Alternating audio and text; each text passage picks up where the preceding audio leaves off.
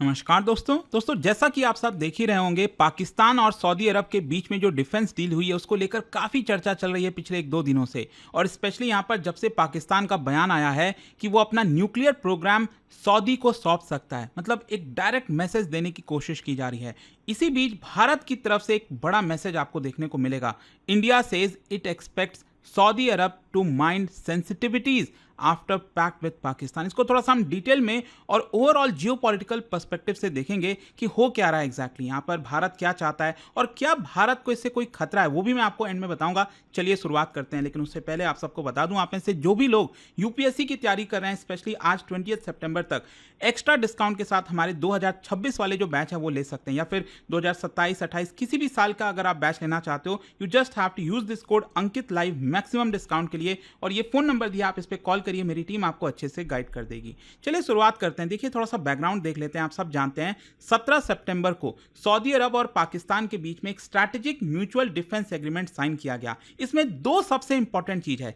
एक इंपॉर्टेंट चीज तो यहां पर यह है कि अगर दोनों में से किसी भी देश पर हमला होता है तो वो दोनों देश पर हमला माना जाएगा, मतलब नेटो जैसा जो पैक्ट है वो एक प्रकार से आपको देखने को मिलेगा। और दूसरा जो सबसे इंपॉर्टेंट है, इसके बारे में देखिए, एक्चुअली सऊदी अरब ने कुछ नहीं बोला है, लेकिन हाँ, पाकिस्तान के जो डिफेंस मिनिस्टर हैं ख्वाजा मोहम्मद आसिफ, उन्होंने इस चीज को कंफर्म कर दिया है that Pakistan could make its nuclear programme available to Saudi Arab if needed. ये आप देख सकते हो, यहां पर काफी ज्यादा हेडलाइन चल रहा है that Pakistan said its nukes are available for Saudi Arab under new defence pact. तो जाहिर सी बात है, ये देखिए, ये भारत के लिए तो दूर की बात है, भारत को ऐसा कोई खतरा नहीं, लेकिन स्पेशली पूरे मिडिल ईस्ट में अगर आप देखोगे ना, इसको लेकर खलबली मच चुकी है। और इसका हिस्टोरिकल कॉन्टेक्स्ट भी आपको समझना होगा। देखो क्या है कि कोई भी चीज़ ऐसा नहीं है कि आइसोलेशन में होता है।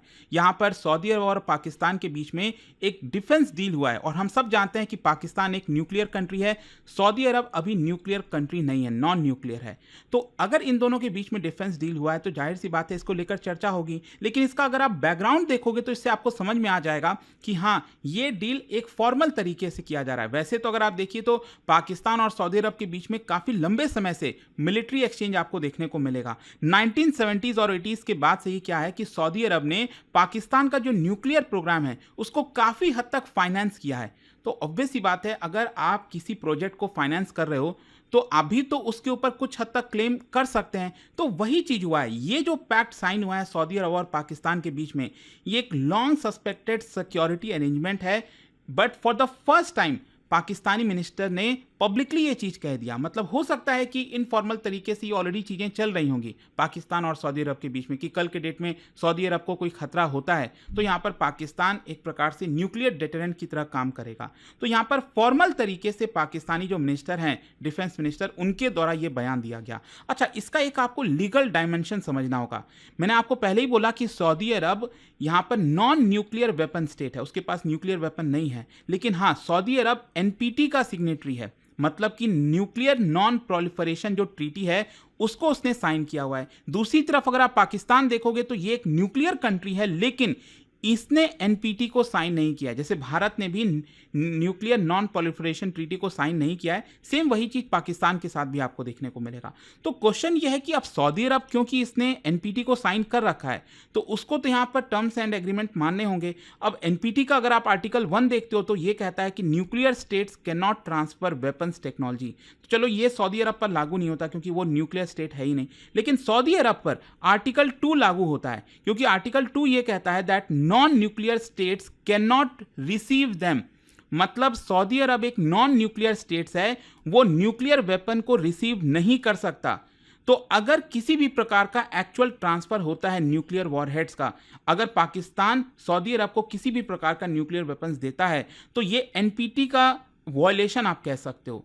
तो ये आपको देखने को मिलेगा। वैसे इंटरनेशनल जो रूल्स हैं, रेगुलेशंस हैं, एग्रीमेंट हैं, अब कौन आजकल इसको देख रहा है? वैसे तो आप देखिए, ट्रंप जो है जब से आए हैं, आपको लगता है आज के डेट में डब्ल्यूटीओ का कोई वजूद बचा है? मतलब जिस तरह से ट्रंप ने टैरिफ वगैरह का पूरा वॉर छेड़ा है, तो ऐसे तो आप ये भी कह सकते हैं कि एनपीटी भले ही यहाँ पर साइन किया है सऊदी अरब ने, लेकिन जब एक्चुअल वॉर का सिनेरियो आएगा तो कोई किसी की सुनता थोड़ी है। तो ये चीज़ है। अच्छा, पॉसिबल इंटरप्रिटेशन क्या हो सकता है? मतलब पाकिस्तान के जो मिनिस्टर हैं उन्होंने कहा कि we will make available nuclear weapons for Saudi Arab. इसके 3-4 चीज़ें हो सकती हैं। सबसे पहला है, मतलब अम्ब्रेला सुरक्षा देना, मतलब पाकिस्तान एक प्रकार से वादा कर रहा है सऊदी अरब को कि वो न्यूक्लियर डेटरेंट की तरह काम करेगा। मतलब पाकिस्तान कोई फिजिकल ट्रांसफर नहीं कर रहा है न्यूक्लियर वेपन का सऊदी अरब को, लेकिन हाँ, जरूरत पड़ने पर अगर मान लो सऊदी अरब पर कोई हमला होता है तो सारे देशों को पता होगा कि हाँ, इसके पीछे पाकिस्तान है, पाकिस्तान के पास न्यूक्लियर वेपन है, तो वो भी हमला कर सकता है। तो ये एक डेटरेंट की तरह काम कर सकता है। दूसरा यहाँ पर ये हो सकता है ऑपरेशनल कोऑपरेशन हो, मतलब कि ज्वाइंट प्लानिंग हो सऊदी अरब और पाकिस्तान के बीच में, मतलब पूरा का पूरा कंट्रोल पाकिस्तान के पास ही हो, लेकिन कुछ एसेट्स वगैरह को रीलोकेट किया जाए।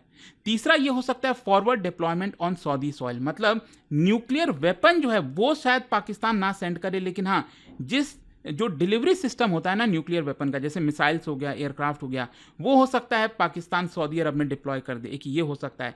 चौथा और जो सबसे खतरनाक सिनेरियो हो सकता है वो ये है कि एक्चुअल ट्रांसफर किया जाए, मतलब पाकिस्तान एक्चुअल में जो न्यूक्लियर वेपन्स हैं वो सऊदी अरब के हाथों में दे दे। तो जैसा मैंने आपको बताया कि अगर ऐसा होता है तो ये एनपीटी का वॉयलेशन होगा, जिसकी वजह से हो सकता है सैंक्शंस वगैरह लगाए जाएं सऊदी अरब के ऊपर, इंटरनेशनल आइसोलेशन हो, मतलब होने को कई सारे पॉसिबिलिटीज हो सकती हैं। वैसे अगर मैं आपको बताऊं तो पाकिस्तान की जो न्यूक्लियर कैपेबिलिटीज है 2025 के आंकड़ों के हिसाब से आप देखोगे तो 174 के आसपास आपको देखने को मिलेंगी पाकिस्तान के पास न्यूक्लियर वॉरहेड्स, और वहीं भारत के पास आई थिंक शायद 180 है जो लेटेस्ट आंकड़ा है। और पाकिस्तान के पास कौन से डिलीवरी सिस्टम है, शाहीन 3 बैलिस्टिक मिसाइल है जिसकी रेंज 2750 किलोमीटर है, मतलब ऑलमोस्ट पूरा का पूरा जो मिडिल ईस्ट है वो रेंज में आता है पाकिस्तान के। इसके अलावा बाबर क्रूज मिसाइल्स हो गया जो कि स्ट्राइक कर सकता है, सी लॉन्च्ड वेरिएंट हो गया। तो इस तरह के आपको डिलीवरी सिस्टम पाकिस्तान के पास देखने को मिलेंगे। लेकिन असली सवाल यह है कि इसका रीजनल इंप्लीकेशन क्या है। देखो, एक चीज आपको देखना होगा, मिडिल ईस्ट में अगर आप देखोगे तो यहां पर सबसे ज्यादा जो अलार्म होगा, जो चिंता होगी, वो होगा इजराइल को यहां पर। ठीक है, अब आपको पता ही है रिसेंटली इजराइल ने क्या किया था, कतर के ऊपर जो है हमला कर दिया। मतलब वैसे कतर के ऊपर नहीं किया, लेकिन कतर के टेरिटरी में जो हमास के लोग हैं उनके ऊपर हमला करने की कोशिश की, बिल्डिंग को उड़ाया। तो इसकी वजह से कतर काफ़ी शॉक में आ गया कि कैसे हमारे टेरिटरी के अंदर मिसाइल दागी जा सकती है। तो कहीं ना कहीं एक बड़ा रीज़न ये भी बताया जा रहा है कि कल के डेट में इजराइल सऊदी अरब के टेरिटरी में कहीं हमला कर देता है कुछ भी, तो कहीं ना कहीं सऊदी अरब को वो प्रोटेक्शन चाहिए और उसलिए उसने पाकिस्तान से ये मदद ली। तो इजराइल कहीं ना कहीं इसको एक डायरेक्ट न्यूक्लियर डेटरेंट की तरह देखेगा। दूसरा यहाँ पर जो सबसे बड़ा चिंता होगा वो होगा ईरान को। आप सब जानते हैं सऊदी अरब सुन्नी मेजॉरिटी कंट्री है, ईरान शिया मेजॉरिटी है, दोनों के बीच में कुछ ना कुछ इशूज चलते रहते हैं। तो यहाँ पर ईरान जो है वो अपना पूरा न्यूक्लियर और मिसाइल प्रोग्राम इसको एक्सेलरेट कर सकता है, इसको तेजी से और बढ़ा सकता है। जहाँ तक भारत का सवाल है तो भारत भी अलार्म होगा, इसके बारे में आपसे आगे चर्चा करूंगा भारत को लेकर। लेकिन इसके साथ साथ बाकी के भी जो गल्फ स्टेट्स हैं, चाहे वो यूएई हो गया, यूनाइटेड अरब एमिरेट्स, कतर हो गया, बहरीन हो गया, ये सब भी कहीं ना कहीं अब न्यूक्लियर प्रोटेक्शन चाहेंगे, क्योंकि मिडिल ईस्ट में अगर सऊदी अरब को न्यूक्लियर प्रोटेक्शन मिल रही है, बाकी देश भी कोशिश करेंगे ना कि किसी न्यूक्लियर कंट्री के साथ पार्टनरशिप हो जाए, कुछ हो जाए, तो वो चीज़ देखने वाली बात होगी। जहां तक भारत का सवाल है तो देखिए, भारत ने एक बड़ा मैसेज सेंड किया है। भारत की तरफ से जो हमारे मिनिस्टर ऑफ एक्सटर्नल अफेयर्स के स्पोक्स पर्सन हैं, ये आप देख सकते हैं, रणधीर जायसवाल, आप सब जानते होंगे, कई बार आते रहते हैं। तो उनकी तरफ से देखिए कुछ स्टेटमेंट जारी किया गया है। उन्होंने ये कहा है that India expects Saudi Arab to take into account the long standing strategic relationship with India while deepening ties with Pakistan. मतलब भारत ये एक्सपेक्ट करता है सऊदी अरब से कि पाकिस्तान के साथ जब आप अपना रिश्ता डीप कर रहे हो तो आपको भारत के साथ भी जो लॉन्ग स्टैंडिंग स्ट्रैटेजिक रिलेशनशिप है उसको भी अकाउंट में लेना चाहिए। मतलब कहीं ना कहीं इनडायरेक्ट तरीके से हम यही कह रहे हैं कि आपको जो करना है करो आपस में, कोई दिक्कत नहीं है, लेकिन यहां पर जरा सा भी भारत की तरफ जो है संकेत करने की कोशिश मत करिएगा। मतलब ये धमकी मत दीजिएगा कि कल के डेट में अगर भारत और पाकिस्तान की जंग होती है तो सऊदी अरब पाकिस्तान के साथ खड़ा होगा। उसका कोई मतलब, भारत लड़ने को तो आसानी से लड़ सकता है क्योंकि ऐसा हम न्यूक्लियर कंट्री हैं, हम सब जानते हैं ऑपरेशन सिंदूर में क्या हुआ। तो वो चीज़ मत करिएगा कोशिश। ये इनडायरेक्ट तरीके से भारत सऊदी अरब को एक मैसेज सेंड करने की कोशिश कर रहा है। और भारत और सऊदी अरब का रिलेशन आप देखोगे रिसेंट ईयर्स में काफ़ी अच्छा हुआ है। एनर्जी सिक्योरिटी आप ले लीजिए, मतलब एक मेजर सप्लायर है। रशिया से तो हम सबसे ज़्यादा ऑयल खरीदते हैं आज के डेट में, लेकिन सेकंड नंबर पर सऊदी अरब है। फिर उसके अलावा ज्वाइंट मिलिट्री एक्सरसाइज होता है भारत और सऊदी अरब के बीच में। क्या आप में से कोई भी ऐसा जो बता सकता है मुझे कमेंट सेक्शन में कि कौन सा ज्वाइंट मिलिट्री एक्सरसाइज कंडक्ट किया गया था सऊदी अरब और भारत के बीच में, वो नाम क्या है उस जॉइंट मिलिट्री एक्सरसाइज का। और तीसरा ऑब्वियस सी बात है, भारत और सऊदी अरब ने जो रीजनल स्टेबिलिटी है उसको लेकर कोऑर्डिनेट किया है अफगानिस्तान, यमन, गल्फ रीजन के अंदर। और इसके अलावा यहाँ पर भारत ने हाईलाइट किया है कि कैसे ये जो सऊदी अरब और पाकिस्तान के बीच में डिफेंस पैक्ट हुआ है, इसको लेकर और स्टडी करने की जरूरत है। और साथ ही साथ भारत रिटेलिएट कर रहा है कि हम कमिट करते हैं दैट हम अपने जो सॉवरेनिटी है और जो सिक्योरिटी है हर एक क्षेत्र के अंदर, उसको सेफगार्ड करने की कोशिश करेंगे। तो एक प्रकार से आप ये समझिए, भारत का जो अप्रोच है वो मेजर्ड है। मतलब हम कन्फ्रंटेशन नहीं चाहते हैं, हम यहां पर बेसिकली चाहते हैं कि जो भी कुछ हो रहा हो उसमें भारत के इंटरेस्ट का ख्याल रखा जाए। इनफैक्ट मैं आपको बता दूं, भारत का जब पहला रेस्पॉन्स आया था उसमें भारत ने साफ साफ कहा दैट रियाद ने हमें लूप में रखा था। मतलब पाकिस्तान और सऊदी अरब के बीच में जो भी कुछ यहां पर हुआ है, डिफेंस पैक्ट हुआ है, उसको लेकर भारत को ऑलरेडी चीजें पता थी कि कुछ इस तरह की चीजें होने वाली हैं। तो ऐसा नहीं है कि एकदम अचानक से आउट ऑफ द ब्लू कुछ हो गया। सऊदी अरब बार बार भारत को डेवलपमेंट के बारे में इन्फॉर्म कर रहा होगा। खैर, यहां पर स्ट्रैटेजिक कंसिडरेशन क्या होगा, लास्ट में अब क्वेश्चन यही है भारत के लिए। मतलब अब भारत यहां से आगे किस तरह बढ़ेगा।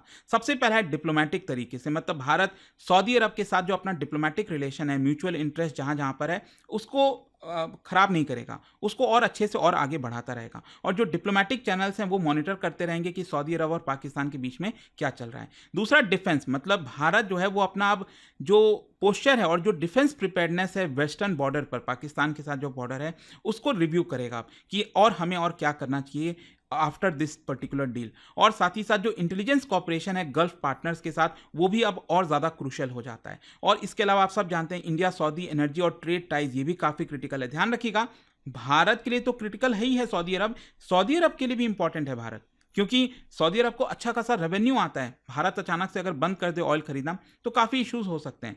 तो ये आपको स्टेटमेंट देखने को मिल रहा है। वैसे मैं आपको बता दूं लास्ट में कि क्या भारत को चिंता होनी चाहिए, ऐसा नहीं है। अगर आप एक्चुअल में डिटेल में देखोगे ना, सऊदी अरब और पाकिस्तान के बीच में जो डील हुई है उसका असली कारण क्या है। असली कारण यही है कि पाकिस्तान को जो है पैसे चाहिए, इकोनॉमिक क्राइसिस चल रही है और सऊदी अरब के पास पैसे हैं, तो उसकी वजह से यहां पर जो है पाकिस्तान को पैसे मिल जाएंगे, सऊदी अरब को एक प्रकार से न्यूक्लियर अम्ब्रेला के अंदर सिक्योरिटी प्रोवाइड हो जाएगी। तो दोनों के लिए एक प्रकार से विन विन सिचुएशन आप कह सकते हो। तो ये चीज आपको देखने को मिलेगी।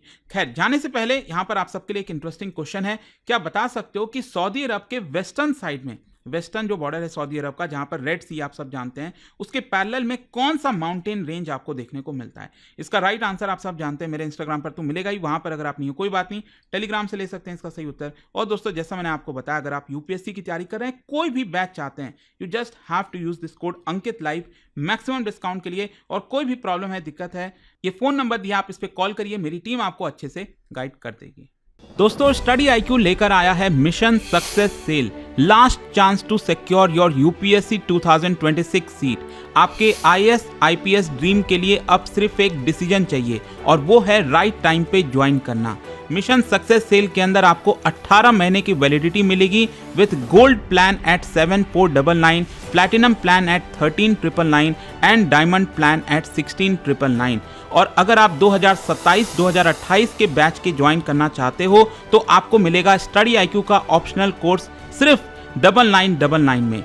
तो दोस्तों, इसको ज्वाइन करने के लिए स्टडी आईक्यू ऐप या वेबसाइट खोलो, सर्च करो P2I फाउंडेशन प्रतिज्ञा बैच एंड यूज करिए code Ankit live ANKITLIVE for maximum discount. और अभी भी अगर आपको कोई डाउट हो तो इस नंबर पे कॉल करिए ताकि मेरी पर्सनल टीम आपको अच्छे से गाइड करे। नंबर है 092400239293। स्मार्ट एस्पिरेंट्स हमेशा टाइमिंग पे फोकस करते हैं। आज का डिसीजन कल के आईएएस आईपीएस की पहली स्टेप है। Mission success sale, don't wait, join now. Offer is valid till 20th of September।